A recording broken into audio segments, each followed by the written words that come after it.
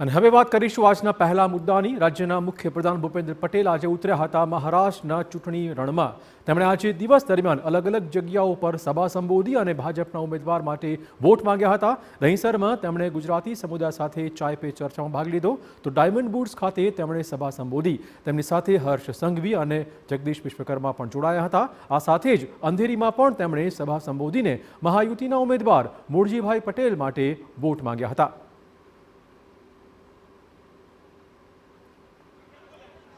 વિપક્ષને vote આપતા મતદારો પાસેથી કંઈક શીખો, કામ થાય કે ના થાય, મત માત્ર ભાજપને આપો, આવી સલાહ આજે મુખ્યપ્રધાન ભૂપેન્દ્રભાઈ પટેલે મુંબઈના મતદારોને આપી છે।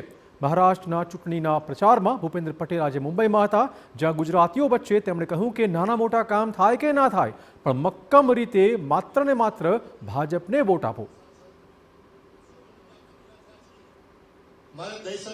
હરીફમાંથી પણ શીખવું જોઈએ। એ લોકોની ગવર્મેન્ટ પેટર્ન તો જુઓ, કોણ ઉમેદવાર, કેવો ઉમેદવાર, શું કામ કર્યું, કામ કરશે કે નહીં કરે, ઝઘડો છે કે નહીં છે, કશું જોવાનું નહીં અને સીધા વોટ આપે। તો આપણે એ ના કરી શકીએ? ખયાલ હોઈ શકે, ભૂપેન્દ્રભાઈ માટે તમને ક્યાંક ને ક્યાંક વિરોધ હોઈ શકે, કોઈ મુદ્દે તમને ના ગમ્યું હોય, એનો અર્થ ભારતીય જનતા પાર્ટી મહાયુતિ માટે એ ન હોઈ શકે। વોટ આપતી વખતે વોટ આપી જ દેવો પડે, કચાઈને આપી દેવો પડે।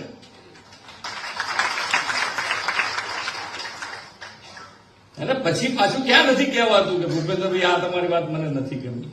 આપણે એમ ક્યાં કહીએ તમે વોટ આપ્યો ભૂલી જાઓ, એવું ક્યાં કહીએ છીએ?